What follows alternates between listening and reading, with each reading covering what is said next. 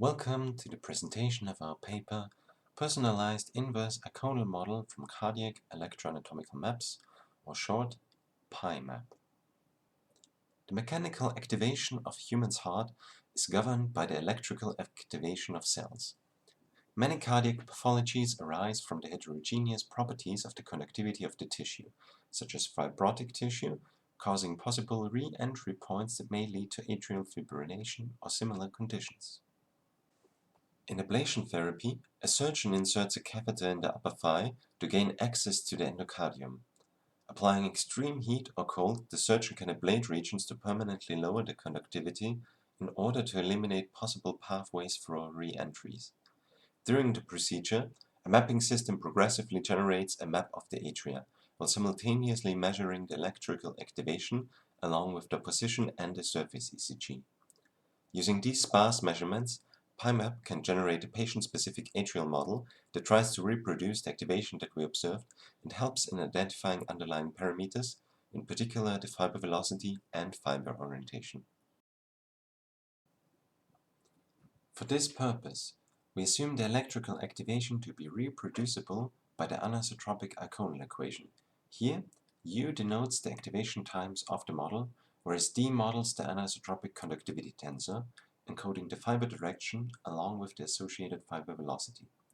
Note that D is required to be a symmetric positive definite 3D tensor, denoted here as P3. The selected breakthrough point can be modeled by setting the earliest activation site, gamma 0, to the desired position. To solve the anisotropic Eikonal equation, we use a method called the fast iterative method from Fu and colleagues, which can be described by the following fixed point iteration scheme.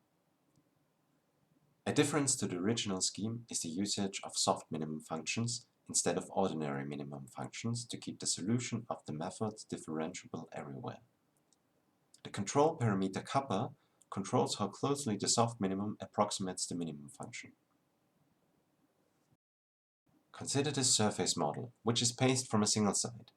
The resulting activation map is purely dependent on the conductivity components of D that line the tension space of the manifold. By switching from the canonical 3D basis to a local basis, V1, V2, and N, that aligns with the tension space, we can represent the conductivity tensor by a 2D tensor that is modeled by only 3 scalars in each point. We then extend and rotate this 2D tensor to the 3D basis. This allows us to optimize the 2D tensor directly, reducing the dimensionality of the problem by a factor of t. Additionally, to ensure that D is always positive definite, optimization is performed purely in the log Euclidean space. The components of the tensor D are now found by minimizing the quadratic mismatch between computed fast iterative method solution and measured activation times.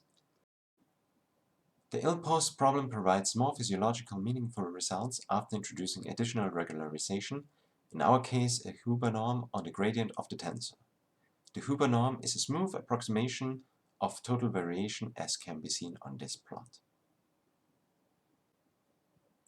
Instead of solving this problem using a gradient-based approach, we apply the fast iterative shrinking and thresholding algorithm, quadratically bounding the nonlinear, non-convex quadratic mismatch function U around the current point dk.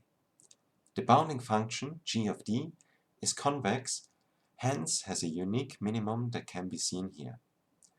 As our regularization is also a convex function, we obtain the following convex minimization problem. This problem can be solved using the primal dual algorithm. The complete algorithm, including forward, backward, and gradient computation, is implemented in TensorFlow and was run on a single desktop GPU, taking approximately 1 hour for each experiment. We conducted several experiments on 2 different models. First, an in silico left atrial model retrieved from MRI with fibers semi-automatically assigned as described in the shown paper. Fiber and transverse velocities were set to 0.6 and 0.4 meters per second respectively, except for a small low conducting region with an isotropic conductivity of 0.2 meters per second. Secondly, an electro-anatomical map recorded in vivo during catheter ablation therapy.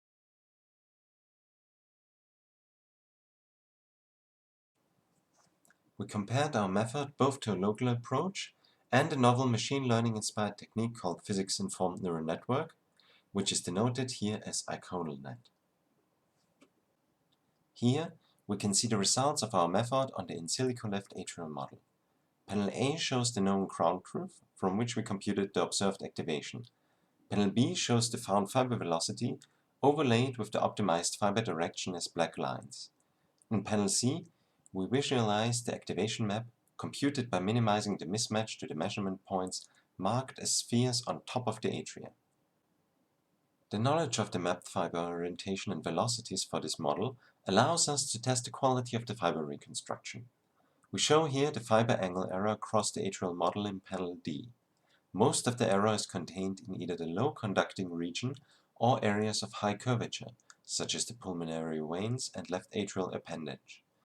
Additionally, the mitral valve, a consequence of the hidden volumetric structure of the left atrium, showed a higher error.